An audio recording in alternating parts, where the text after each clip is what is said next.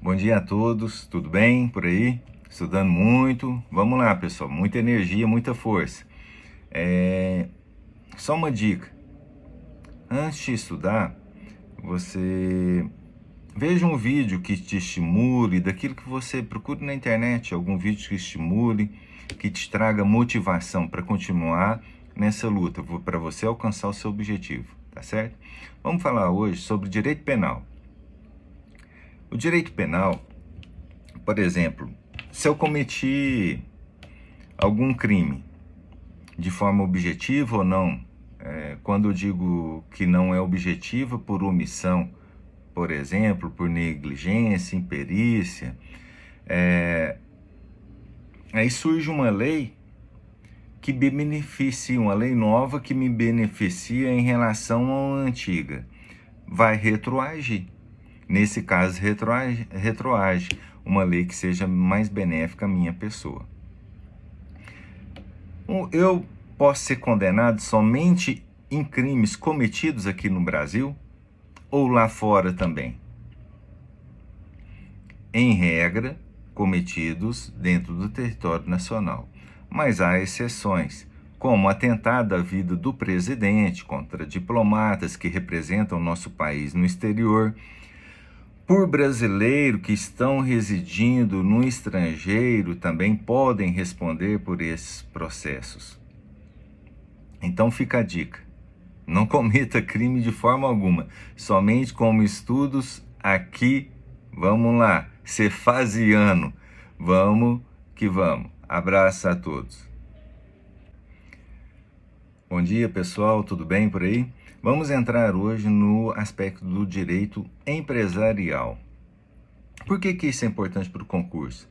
Por exemplo, você, como futuro auditor fiscal da Cefaz de Goiás, você vai lidar diariamente fiscalizando essas empresas, seja de dentro do escritório ou em loco.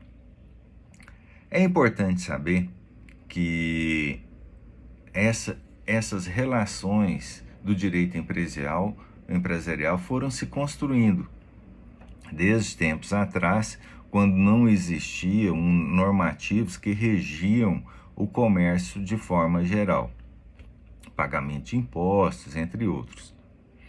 É importante salientar que existem vários tipos de empresas, desde aquelas de pequeno porte, microempresas, grande porte. Por exemplo, você pode abrir uma empresa de forma individual, sem desvincular do seu patrimônio particular. Você pode ter microempresas, como o MEI, que vai de um capital até R$360 mil, e aquelas empresas de pequeno porte, que vão de 360 mil a R$4.800.000. Fica a dica aqui. Vamos focar futuramente, em breve, nos nossos estudos, um futuro breve, nessa relação entre o direito dessas empresas e a aplicabilidade, a fiscalização da Cefaz em relação a essas empresas. Na circulação de mercadorias dessas empresas, nas alíquotas dos impostos que essas empresas têm que recolher. Ou seja, vamos dar os pontapé inicial hoje. Abraços a todos. Bom dia, pessoal, tudo bem? Estudando muito? Olha lá, é bom também fazer pequenos intervalos entre os estudos. Eu, por exemplo, gosto de estudar de 15 a 20 minutos, mantendo o foco, bastante concentração, e descansar aí também uns 10 a 15 minutos, relaxar a mente para poder vir com tudo depois. Vamos falar de economia? Por que economia tem a ver com esse estudo nosso da Cefaz? Porque às vezes a gente fica perguntando, para que eu estou estudando isso?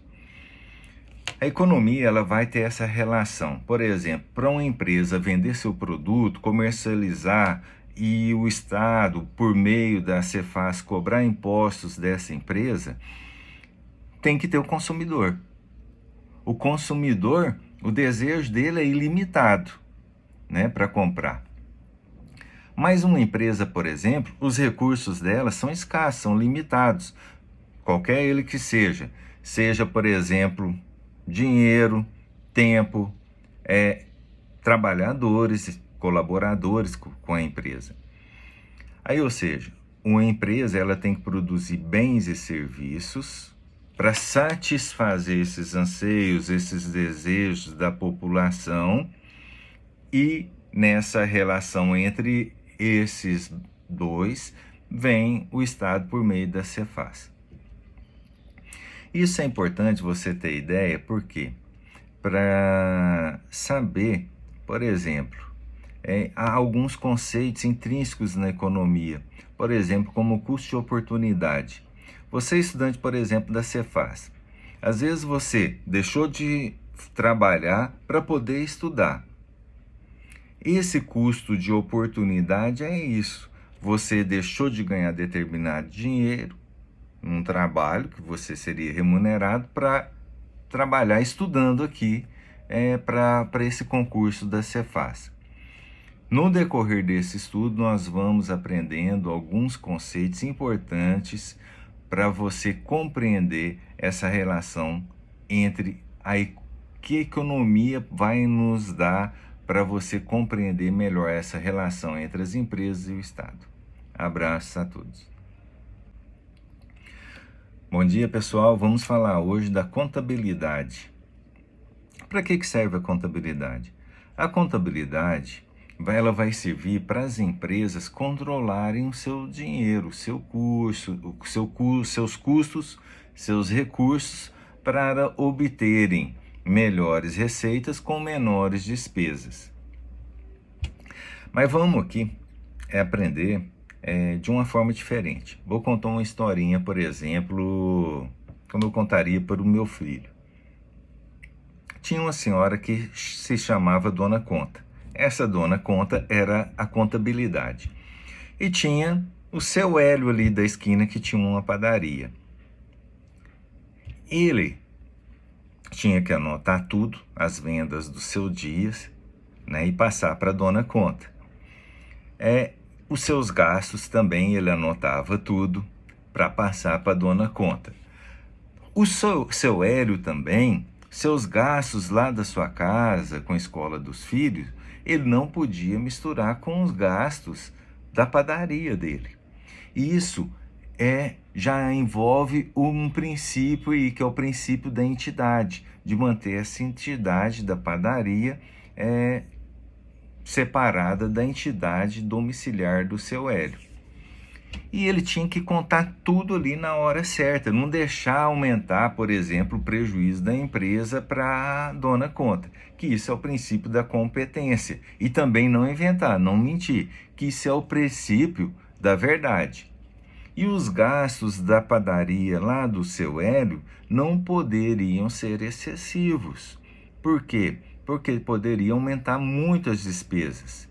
Aí só se dá o nome de princípio da prudência.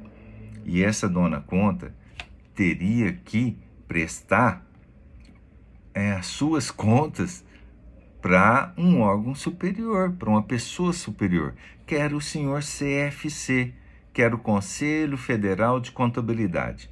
Tudo bem, pessoal? Espero tê-los ajudado. Até a próxima. Abraço.